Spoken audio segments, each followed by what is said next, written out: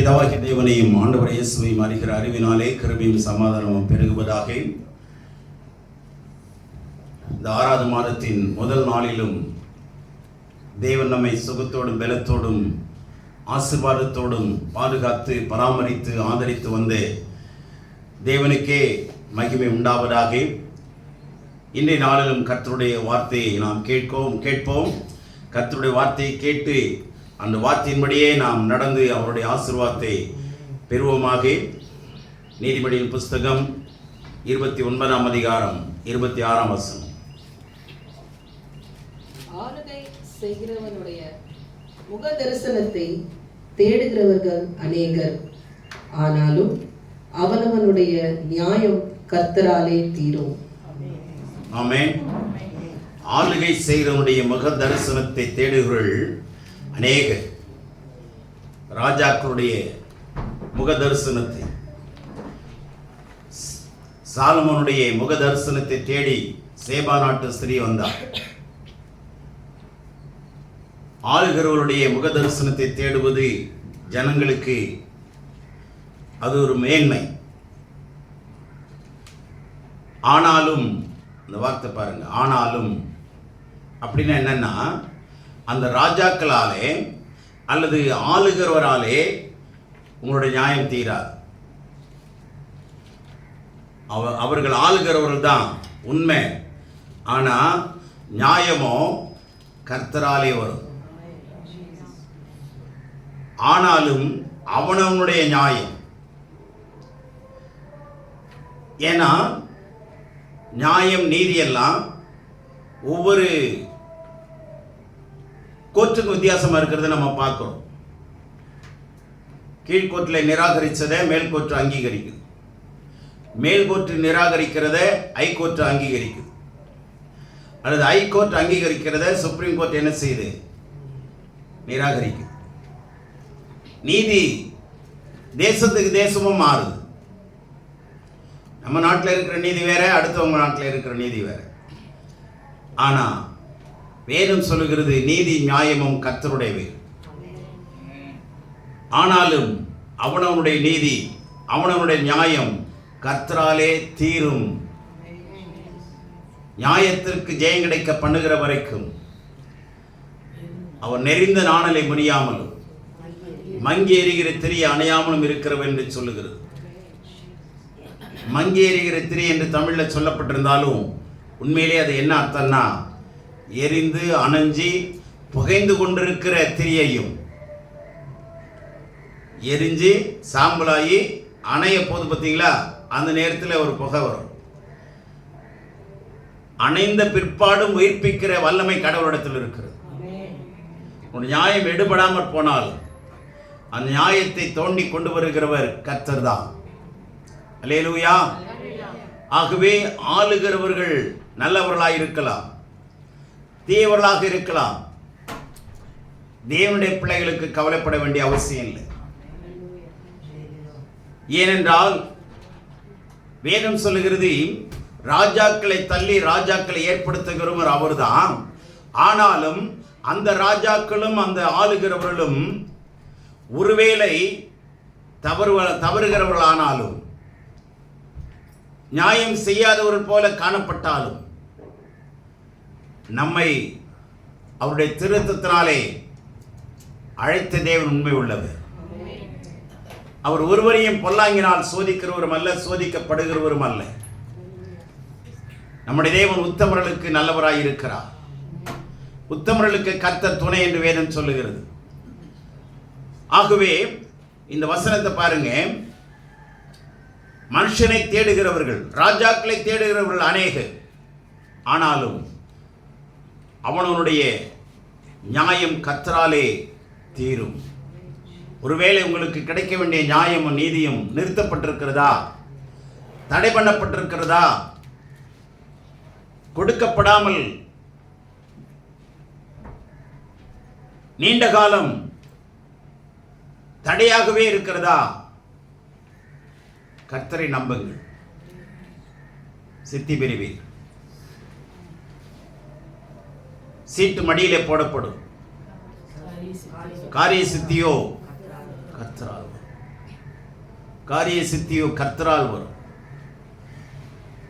ஆகவேதான் சங்கீதக்காரன் சொல்கிறான், மனுஷனை நம்புவதை பார்க்கிலும் கர்த்தர் பேரில் பற்றுதலாக இருப்பது நல்லது. இவங்க செய்வாங்க, எனக்கு அவங்க செஞ்சு கொடுப்பாங்க. மனுஷனை நம்பாதீங்க. எரேமியா 17 சொல்லுது, படிக்க வேணாம். மனுஷனை தன் பயபலமாக்கிக் கொள்ளுவன் சபிக்கப்பட்டோம்.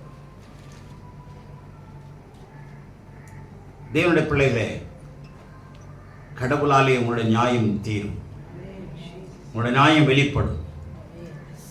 நம்ம உலகத்தில் எத்தனையோ பேரை பார்த்துருக்கிறோம். எத்தனையோ நீதிபதிகள் அநியாயமாய் தீர்ப்பு கொடுத்திருக்கிறார். ஆனால் அது எடுபடாமல் காலங்கள் கடந்து வரும் பொழுது அது தவறு என்று நிரூபிக்கப்பட்டதும் உண்டு. அவங்க வாழவும் முடியல. ஆமென்.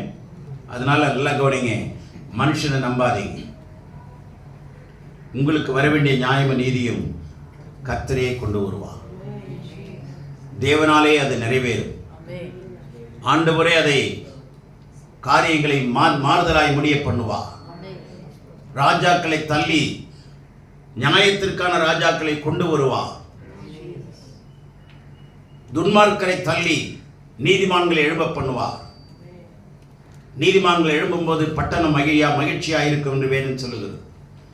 துன்மார்க்கர் எழும்பும்போது என்னாகுமா? தத்தளிப்பார், ஜனங்கள் தத்தளிப்பார். ஆனால் நீதிமான்கள் ஆளும்போது ஜனங்கள் மகிழ்வார். தேவனுடைய பிள்ளைகளே, இது கர்த்தராலே நிறைவேறும். ஆமென். ஆகவே உங்களுக்கு வர வேண்டிய நியாயத்தையும் நீதியையும் கர்த்தர் பார்த்துக் கொள்வார் என்று கர்த்தர் பக்கம் விட்டுட்டு நன்றி மாத்திரம் சொல்லிட்டே இருங்க. எனக்கும் என் எதிராளிக்கும் நியாயம் தரும் என்று சொல்லி லூக்கா 18 நம்ம பார்க்கிறோம். எனக்கும் என் எதிராளிக்கும் நியாயம் விசாரித்து நியாயம் செய்யுங்க.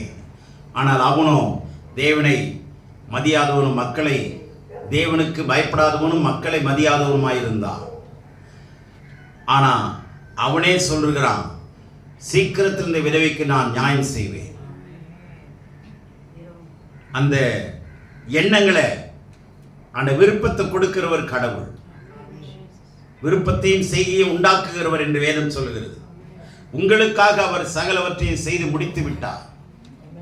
இனிமே நீங்களும் நானும் என்ன செய்யணும்னா விசுவாசிங்க. நீங்களும் நானும் என்ன பண்ணணும்? கடவுள் சொல்ற வார்த்தைகளை விசுவாசிங்க, அப்படியே நம்புங்க. யாரையும் நம்பாதீங்க. உங்களுடைய நியாயம் கர்த்தராலே தீரும் என்று வேதம் சொல்லுகிறது. கொலோசியர் 3:23 வாசிங்க. அங்கே கர்த்தரால் என்ன நடக்கிறது என்று நாம் பார்ப்போம். நீங்கள் கர்த்தராகிய கிறிஸ்துவை சேவிக்கிறதினாலே சுதந்திரமாகிய பலனை கர்த்தராலே பெறுவீர்கள் என்று அறிந்து. கவனிங்க, எப்படி அறியணுமா? சுதந்திரமாகிய பலனை கர்த்தராலே பெறுவீர்கள் என்று அறிந்து. கர்த்தராகிய இயேசு கிறிஸ்துவை சேவிக்கிறதுனாலே, அப்படின்னா அவருக்கு நீங்கள் ஊழியம் செய்கிறதுனாலே, அவரை ஆராதிக்கிறதுனாலே. சேவிக்கிறது என்ன அர்த்தம்னா, அவர் விரும்புகிறபடி நாம் அவரை தொழுது கொள்வது. நாம் விரும்புகிறபடி அல்ல. நாம் விரும்புகிறபடி எப்படி வேணாலும் தொழுது கொள்ளலாம். அவர் விரும்புகிறபடி அவருக்கு சேவை செய்கிறவன் தான் ஆராதனை செய்கிறவன். அப்போ அவரை சேவிக்கிற தேவனுடைய பிள்ளைகள், அவர்களுக்கு கடவுள் என்ன சொல்றாரு? சுதந்திரமாகிய பலனை. நீதிமான்களுடைய சுதந்திரம் வேதம் சொல்லுகிறது. இது எபேசியர்ல 1ஆம் அதிகாரத்தில் படிக்கிறேன். அங்க என்ன இருக்குன்னா 18 தாம் நம்மை அழைத்ததினாலே 1:18 எபேசியர் 1:18 தாம் நம்மை அழைத்ததினாலே நமக்கு உண்டாயிருக்கிற நம்பிக்கை என்னதென்றும் பரிசுத்தவான்களிடத்தில் தமக்கு உண்டாயிருக்கிற சுதந்திரத்தினுடைய மகிமையின் ஐஸ்வர்யம் என்னதென்று நீங்கள் அறியும்படி. பரிசுத்தவான்களிடத்தில் தமக்கு உண்டாயிருக்கிற சுதந்திரத்தினுடைய மகிமையின் ஐஸ்வர்யம் என்னதென்றும் நாம் அறியும்படி. அப்போ பரிசுத்தவான்களுடைய சுதந்திரத்தில் கடவுள் நமக்கு ஆசீர்வாதத்தை வைத்திருக்கிறார். பரிசுத்தவான்களிடத்தில் அவருக்கு என்ன சுதந்திரம் இருக்குங்கிறது அவருக்கும் தெரியும். நமக்கு என்ன இருக்குங்கிறதை நாம் அறிந்து கொள்ள வேண்டும். அல்லேலூயா. ஆகவே கர்த்தராலே அந்த சுதந்திரத்தின் பலனை பெறுவீர்கள். அது பிள்ளைகளா இருக்கட்டும், ப்ரமோஷனா இருக்கட்டும், வேலையா இருக்கட்டும், வருமானமா இருக்கட்டும், அல்லது நீண்டகால தீர்வா இருக்கட்டும், அதனுடைய பலனை கர்த்தராலே பெறுவீர்கள். ஒருவனும் என்ன செய்ய முடியாது? தேவன் நினைத்ததை தடை செய்ய முடியாது. தேவரீர் சகலத்தையும் செய்ய வல்லவர். ஆமென். தேவரீர் சகலத்தையும் செய்ய வல்லவர். தேவன் நினைத்தது, ஆமா, உங்களுக்கென்று தேவன் வைத்திருக்கிற திட்டங்களை நீங்க விசுவாசிக்காம போனாதான் அது நிறைவேறாம போகும். நீங்க அதை எதிர்பார்க்காம அல்லது அதை குறித்து அறிவில்லாமைனாலே, இங்க என்ன சொல்றாரு? கிறிஸ்துவை சேவிக்கிறதுனாலே சுதந்திரமாகிய பலனை கர்த்தராலே பெறுவீர்கள் என்று சொல்லல, பெறுவீர்கள் என்று அறிந்து நீங்க என்ன செய்யணும்? அறியணும். நீங்க விளங்கிக்கணும், நீங்க புரிந்து கொள்ளணும். இந்த அறியாமை தான் கடவுளுடைய பிரசன்னத்திலிருந்து, கடவுளுடைய ஆளுகையிலிருந்து, கடவுளுடைய ஆசீர்வாதத்திலிருந்து நம்மை தூரப்படுத்துகிற ஒன்றாய் இருக்கிறது. அறியாமை, புரிந்து கொள்ளாமல் இருக்கிறது. ஒரு விஷயத்தை தூரத்திலிருந்து கேட்கறதுக்கும் கிட்ட இருந்து கேட்கறதுக்கு வித்தியாசம் இருக்கு. கற்றுக்கொள்ளுகிற எல்லாருமே நீங்க வகுப்புல பார்த்தீங்கன்னா ஃப்ரண்ட் லைன்ல இருப்பாங்க, ஃபர்ஸ்ட் செகண்ட் தேர்ட் ரோவில் இருப்பாங்க. இந்த கடைசியில் உட்கார்றதெல்லாம் எப்படி இருக்கும் நமக்கு நல்லாவே தெரியும். ஏமாத்துறது, வீட்டுக்கு ஓடுறதுக்கு ரெடியாக உட்கார்ந்துருக்கிறது, படிக்காமல் இருக்கிறது, கேள்வி கேட்டால் வாத்தியார் நம்மளை பார்க்காம முன்னாடி இருக்கிறவங்களை கேள்வி கேட்பாருன்னு எஸ்கேப் ஆகிறதுக்கு பார்க்கறது, சோம்பேறியாக இருக்கிறது, படிக்காமல் இருக்கிறது, இதை ஏமாத்துறது எல்லாமே எங்கே தான் உட்காந்துருக்கோம்? கடைசியில் உட்காந்துருக்கோம். இங்கே சொல்லலை, இது பொதுவான வழக்கம். ஆனால் கர்த்தர் என்ன சொல்றாரு? நீங்கள் தேவனாலே அந்த பலனை பெறுவீர்கள் என்று அறிந்து கொள்வீர்கள். அறியணும், அதுக்கு பிரயாசப்படணுங்க. ஒவ்வொருத்தருட்டையும் ஆண்டவர் வந்து நேரடியா பேசுகிற தேவன் தான். ஆனா யாரிடத்துல பேசுவார்னா உற்சாகம் உள்ளவரிடத்துல, கேட்கிறதற்கு தீவிரமாய் இருக்கிறவங்க, கேட்கிறதற்கு தீவிரமாய் இருக்கணும். கேட்கறதுக்குன்னா அங்க சண்டை போடுறதுக்கு இல்லை, சண்டை போடுறதுக்கு இல்லை, நல்லா கேட்டேன், நல்லா சண்டை போட்டேன் அப்படி சொல்றதுக்கு இல்லை. காதால கேட்கறதுக்கு, ஆண்டுடைய திருவசனத்தை கேட்கறதுக்கு தீவிரமாக இருக்கும், ஆசையா இருக்கணும், தாகமா இருக்கணும், ஏக்கமா இருக்கணும், வாஞ்சியா இருக்கணும், தொடர்ந்து அதை குறித்த எண்ண உடையவர்களாக இருக்கணும். ஏன்னா கடவுளுடைய வார்த்தை தான் நம்ம நித்தியமாய் நடத்த போகிற ஒரு மிகப்பெரிய ஒரு பொக்கிஷமான ஒரு விஷயம். ஆகவே பெறுவீர்கள் என்று நீங்கள் அறிந்தாதான் பெற்றுக்கொள்ள முடியும். அடுத்ததாக 2 கொரிந்தியர் 2:12 பார்க்கிறோம். கடவுளாலே செய்யக்கூடாத காரியம் ஒன்றுமில்லைங்க. அவர் சொல்லுகிறார், என்னால கூடாத காரியம் ஒன்றுமில்லை. அவருடைய பார்வையில எல்லா விஷயமும் எப்படி இருக்குதா? Everything is light thing in the sight of the Lord.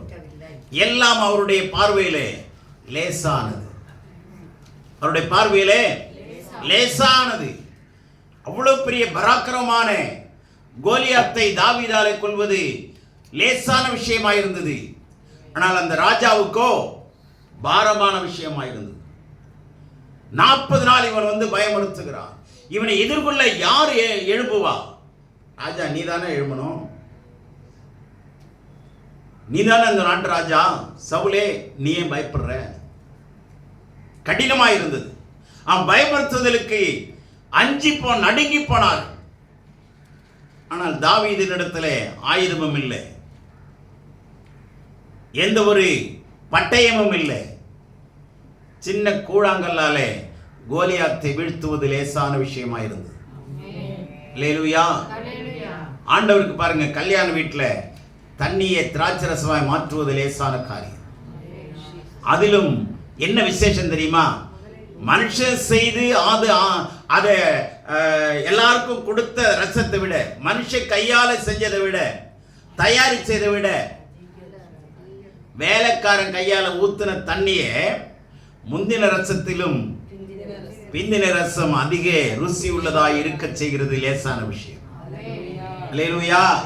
வெகு சாதாரண மக்களால் செய்யப்படுகிற, வெகு அல்லது எளிமையான மக்களால் செய்யப்படுகிற அந்த தயாரிச்ச விஷயத்தை ஆண்டவர் முந்தின ரசத்திலும் பிந்தின ரசம் அதிக மகிமை உள்ளதா, அதிக ருசி உள்ளதா இருந்தது போல ஆண்டவர் செய்யக்கூடாத காரியம் ஒன்றுமில்லை. எல்லாம் அவருடைய பார்வையில் லேசானது. உங்களுடைய குடும்ப பாரம், உங்களுடைய வேலை பாரம், பிள்ளைகளை குறித்த பாரம், படிப்பை குறித்த பாரம், கவலைப்படாதீங்க. ஆண்டவருடைய பார்வையில் லேசான விஷயம். இது ஈஸியாக நீங்கள் ஆமேன் அலையிலே சொல்கிறீங்கல்ல. இப்போ வசனம் என்ன சொல்லுதுன்னா, என் பார்வையில் இது லேசான விஷயம்தாம்மா, ஆனால் உங்கள் பார்வையில் நீங்கள் எப்படி பார்க்குறீங்க, அங்கே தான் பிரச்சனையே. இதை நீங்கள் கடினமாக பார்த்தீங்க, விசுவாசிங்கன்னா, அல்லது விசுவாசிக்க தவறுனீங்கன்னா, அறிந்து கொள்ள தவறுனீங்கன்னா, அங்கே தான் நமக்கு அற்புதம் தடைபட்டு நிற்கும். அற்புதம் பெற்றுக்கொள்ளணும்னு நினைக்கிறோம். உலகத்தில் 2 விதமான மக்கள், நல்லா புரிந்து கொள்ளுங்க. கடவுள் நம்பிக்கை உள்ளவர்கள் ஏராளமான மக்கள். அது எந்த இனத்திலும், எந்த ஜாதியிலும், அல்லது எந்த மதத்திலும் இருக்கு. நம்ம கிறிஸ்தவத்தில் கூட கடவுள் இருக்கிறார் என்று நம்பிக்கையுள்ளவர்களாக இருக்கிறவங்க வேற. ஆனால் கடவுள் இருக்கிறார் என்று உணர்கிறவர்கள் வேற. நம்புறது வேற, உணர்கிறது வேற. அப்போ உணர்கிறது தான் என்ன அர்த்தம்? உணர்தல் தான் என்ன அர்த்தம்? இப்போ ஏசி இருக்கா, உணர்றமா இல்லையா? இது நமக்கு எப்படி இருக்கு? சுகமா இருக்கு. எப்படி இருக்கு? சுகமா இருக்கா இல்லையா? ஏன்? உணர்றதுனால நமக்கு என்ன செய்யுது? அனுபவிக்க முடியுது இல்லையா? அந்த டேஸ்ட் நம்மளால என்ன செய்ய முடியுது? அனுபவிக்க முடியுது. அதுதான் ஆண்டவர் சொல்றாரு, கர்த்தர் நல்லவர் என்பதை அனுபவித்து பாருங்கள், ருசித்து பாருங்கள், என்ஜாய் பண்ணுங்க, டேஸ்ட் பண்ணுங்க. அப்பதான் கடவுள் எப்படி இருக்கிறார், எப்படிப்பட்டவர்ங்கிறத அனுபவபூர்வமா தெரியும். அனுபவம் என்பது வேற, நம்பிக்கை என்பது வேற. நம்பிக்கையை காத்து கொண்டிருப்பது, அனுபவங்கிறது அனுபவித்துக் கொண்டிருக்கிற, உணர்கிற ஒரு விஷயம். அதனாலதான் 1 யோவான் 1:1 பார்த்தீங்கன்னா, நாங்கள் கேட்டு அறிந்து, அந்த வசனத்தை வாசிக்கிறேன் பாருங்க, இன்னும் அருமையா இருக்கு பாருங்க. அதுல 1 யோவான் 1:1 வாசிக்கிறேன். ஆதி முதல் இருந்ததும் நாங்கள் இருந்ததும் கேட்டதும் எங்கள் கண்களினாலே கண்டதும் நாங்கள் நோக்கி பார்த்ததும் எங்கள் கைகளினாலே தொட்டதுமாயிருக்கிற ஜீவ வார்த்தையை குறித்து உங்களுக்கு அறிவிக்கிறோம். ஜீவ வார்த்தையாகிய இயேசு கிறிஸ்துவை குறித்து உங்களுக்கு அறிவிக்கிறோம். இந்த ஜீவ வார்த்தை யாரு? ஆண்டவராகிய இயேசு கிறிஸ்து தாங்க. அவர் வார்த்தையா இருந்தார் ஆதியிலே. அந்த வார்த்தை பாருங்க, எல்லா இடத்துலயும் இந்த வார்த்தையை கொண்டு வர்றாரு பாருங்க. யோவான் 1:1 ஆதியாகமம் 1:1 இந்த ஆதியிலேங்கிற வார்த்தையை கவனிங்க. அது நீங்க தமிழ்ல ஆதியிலேங்கிற வார்த்தை உங்களுக்கு காலத்தை குறிக்குது. ஆதியிலேங்கிற வார்த்தை என்ன இருக்கு? காலத்தை குறிக்குதுங்க. ஆனா எபிரேயத்துல ஆதியிலேங்கிற வார்த்தை ஆண்டவரையே குறிக்குது. ஆதியிலேங்கிற வார்த்தை ஆண்டவரையே குறிக்குது. அதில் நீங்க அதுல படிக்கும் போது தான் டேஸ்டா இருக்கும். அப்ப நல்லா கவனிங்க, இந்த ஆதியிலேங்கிற வார்த்தை எபிரேயத்தில் எப்படி இருக்குன்னா, சிலுவைக்குள்ளே ஒரு மனுஷன் பிரவேசிக்கிறான், சிலுவையின் வழியாக ஆண்டவருக்குள்ளே வருகிறான் அர்த்தம். சிலுவையின் வழியாக ஆண்டவரை என்ன பண்றான்? அறிந்து கொள்றான், அனுபவிக்கிறான். சிலுவை வழியாக வராதவன் யாரும் என்ன பண்ண முடியாது? ஆண்டவருடைய ஆசீர்வாதங்களை அவரை அனுபவிக்கவே முடியாது. அதாவது நேரடியாக வாசல் வழியாய் பிரவேசியாதவன் யாரும் எல்லாம் எப்படி இருக்கிறான்? வாசல் வழியாய் பிரவேசியாதவன் யாரும் கள்ளனும் கொள்ளைக்காரனுமாய் இருக்கிறான். வாசல் வழியாய் பிரவேசிக்கிறவன் தாங்க யாரு? சொந்தக்காரன். ஆமென். ஆகவே என்ன சொல்றார் பாருங்க, ஆதி முதல் இருந்ததும் கேட்டதும் கண்டதும் நோக்கி பார்த்ததும் கைகளினாலே தொட்டதுமாயிருக்கிற ஜீவ வார்த்தை, ஜீவனுள்ள ஆண்டவர் இயேசுவை நாங்கள் அறிவிக்கிறோம். கண்ணால, காதால, வாயால, நாங்கள் கையால தொட்டது, பார்த்தது, கேட்டது, கண்டது, ருசித்தது, அனுபவித்தது.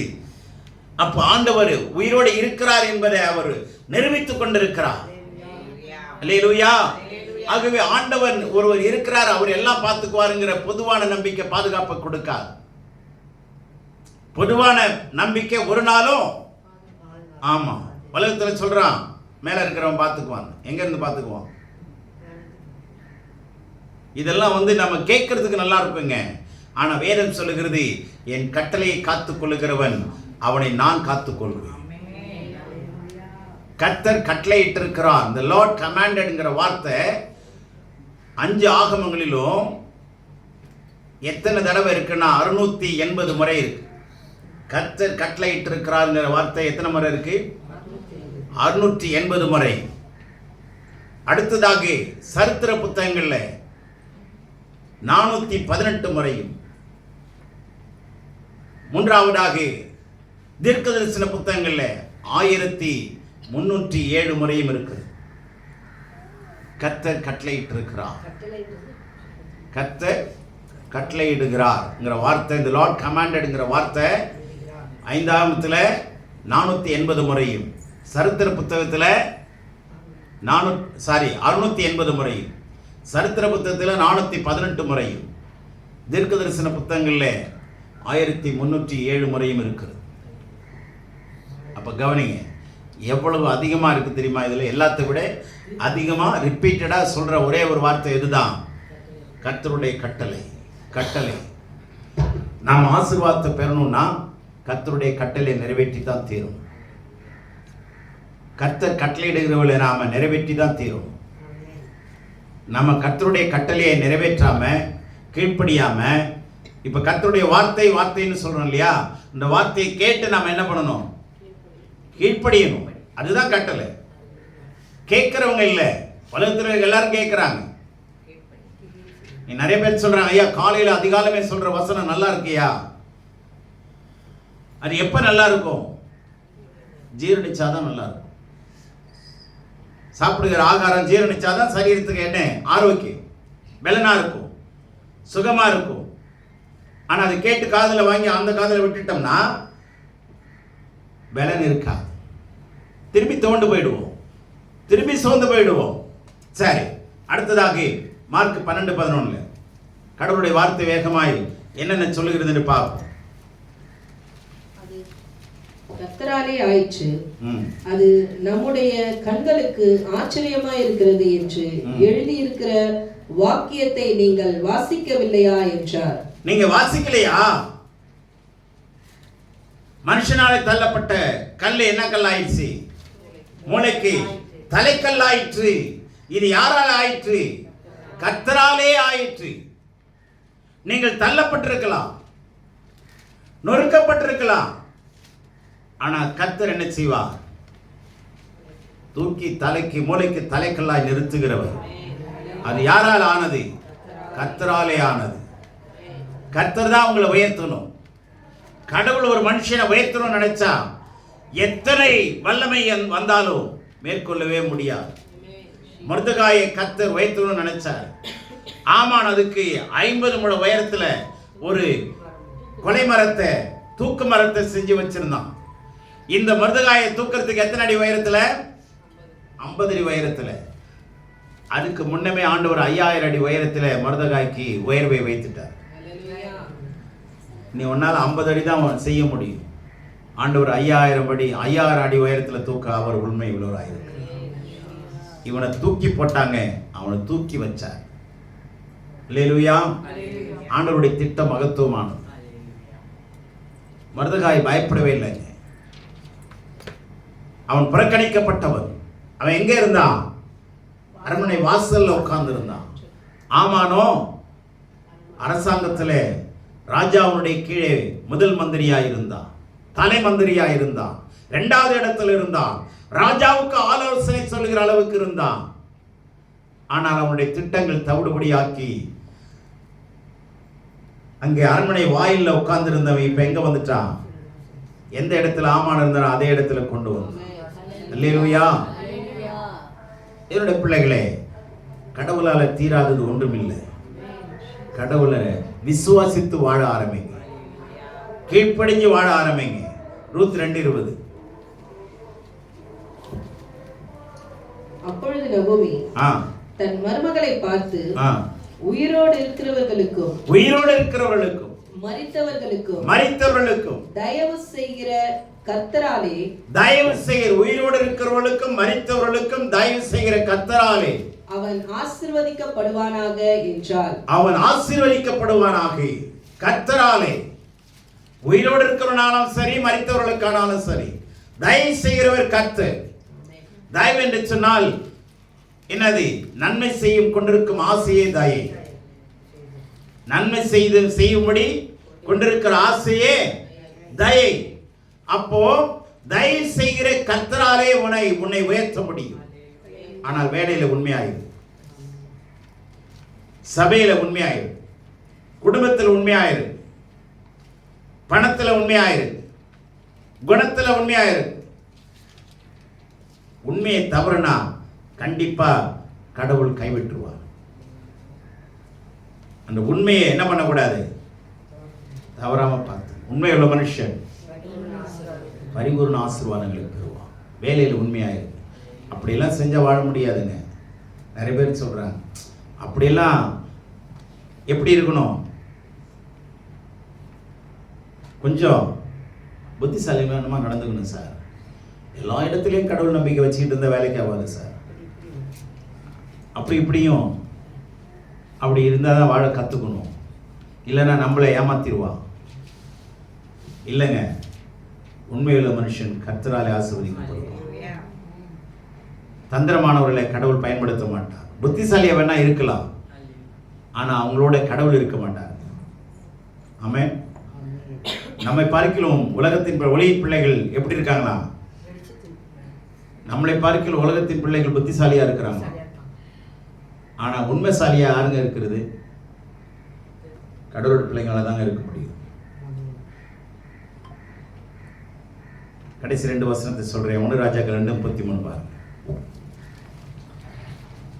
இப்படியே அவர்களுடைய இரத்தப்பழி என்றும் யோவாபுடைய தலையின் மேலும் அவன் சந்ததியாரின் தலையின் மேலும் திரும்பவும், தாவீதுக்கும் அவர் சந்ததியாருக்கும் அவர் வீட்டாருக்கும் அவர் சிங்காசனத்திற்கும் என்றென்றைக்கும் கர்த்தராலே சமாதானம் உண்டாயிருக்கவும் கடவது என்றார். யாரா இருந்தாலும் சரிங்க, சமாதானங்கிறது கடவுள் கொடுக்கணுங்க. மனுஷனால் ஏற்படுத்திக் கொள்கிறார் ஒரு அனுபவம் அல்ல. மகிழ்ச்சியும் சந்தோஷமும் மனுஷனால் வருகிறது. சம்பளம் வந்துருச்சுன்னா திடீர்னு காசு யாராவது ஒரு 10,000 அனுப்பிச்சிட்டான்னு ஒரே சந்தோஷம், மகிழ்ச்சியா இருக்கும். ஆனா பேங்க் பேலன்ஸ் போயிடுச்சுன்னா மனசுலையும் பேலன்ஸ் போயிடும், வாழ்க்கையிலையும் பேலன்ஸ் போயிடும்.